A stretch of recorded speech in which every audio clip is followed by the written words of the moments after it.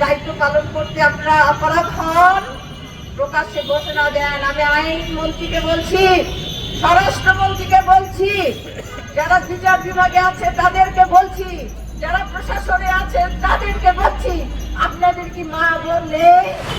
অল্প সময়ের মধ্যে আমরা একটার পর একটা নারীর প্রতি সহিংসতা দেখছি।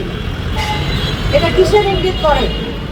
এটা ইঙ্গিত করে আমরা সামাজিক অবক্ষয়ের একেবারে তলানিতে পড়ে গিয়েছি। এখন যদি আমরা বুঝে না দাঁড়াই তাহলে এই জাতি কিন্তু ধ্বংস হয়ে যাবে। কারণ কোন জাতির নারীরা যখন অবহেলিত হয়, অপমানিত হয়, সহিংসতা হয় নারীদের প্রতি, সেই জাতি কিন্তু টিকে থাকতে পারে না। ইতিহাস সাক্ষী। আপনারা জানেন এই অবস্থাকে জাহিলিয়াত বলা হয়েছে।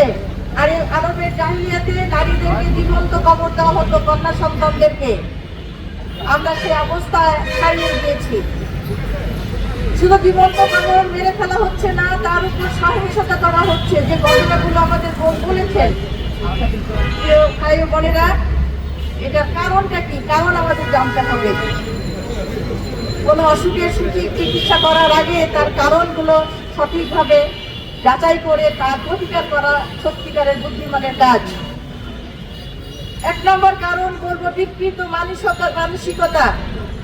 আজকে আমাদের পুরুষদের মধ্যে কেন এই বিকৃত মানসিকতা সৃষ্টি হলো? এটা আমাদের প্রশ্ন সবার কাছে। এই বিকৃত মানসিকতা থেকে আমাদেরকে পরিত্রাণ পেতে হবে।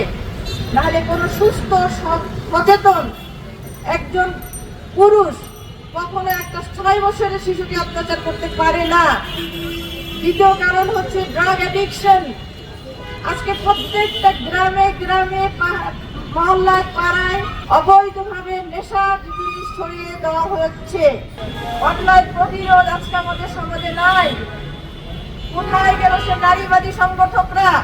কোথায় গেল সেই নারী নেত্রীগণ যারা নারীর মর্যাদা সম্মান আদায়ের জন্য গোল টেবিল বৈঠক করেন, যারা সেমিনার সিম্পোজিয়াম করে বৈঠককে উদ্যোক্ত করেন? আমি চাচ্ছি বাংলাদেশ জামাত ইসলামী যে ইস্যু নিয়ে রাস্তায় নেমেছে, মানববন্ধন করেছে, আমি আশা করব সেই সম্মানিত নারী সংগঠনদেরকে, নেত্রীদেরকে, কর্মীদেরকে আমাদের পাশে এসে দাঁড়ানোর জন্য। আমরা এখন ঘরে বসে থাকতে পারবো না। আমার ভাইয়ের মেয়ে আক্রান্ত হয়েছে, আমার বোনের মেয়ে আক্রান্ত হয়েছে, এমন এক সময় আসবে আমার মেয়েও আক্রান্ত হবে। সেই দিন বেশি দূরে নয়। কোনো ঘরে যখন আগুন লাগে, সে আগুন যখন কেউ নিভাতে না আসে, আপনার ঘরও কিন্তু সংরক্ষিত থাকবে না। আপনার ঘরেও কিন্তু সে আগুন এসে পড়বে। সুতরাং আমি আহ্বান করবো, আসুন আমরা সবাই মিলে, ভাই বোন সবাই মিলে, নারী পুরুষ সবাই মিলে এই অন্যায় প্রতিরোধ করি আর প্রতিরোধ করি। সরকার প্রধানের প্রতি আমার একটা আহ্বান, আপনারা ক্ষমতা নিয়েছেন, খুব ভালো কথা। আপনারা দেশ শাসন করেন, খুব ভালো কথা।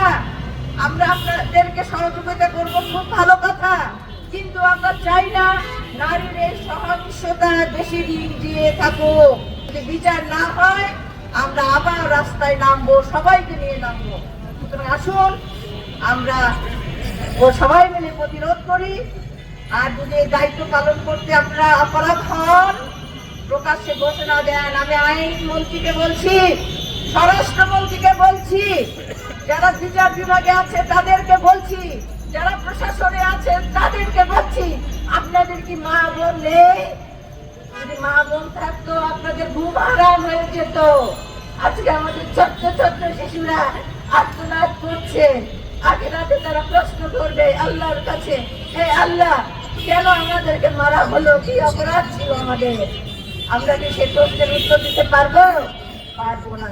সুতরাং আসুন আল্লাহকে ভয় করি, সামাজিক বিচার, ন্যায় বিচার প্রতিষ্ঠা করি, নারীর প্রতি সহিংসতা প্রতিরোধে আমরা সবাই মিলে এগিয়ে আসি। আল্লাহ রাব্বুল আলামিন আমাদেরকে রক্ষা করুন, দেশকে রক্ষা করুন, জাতিকে রক্ষা করুন।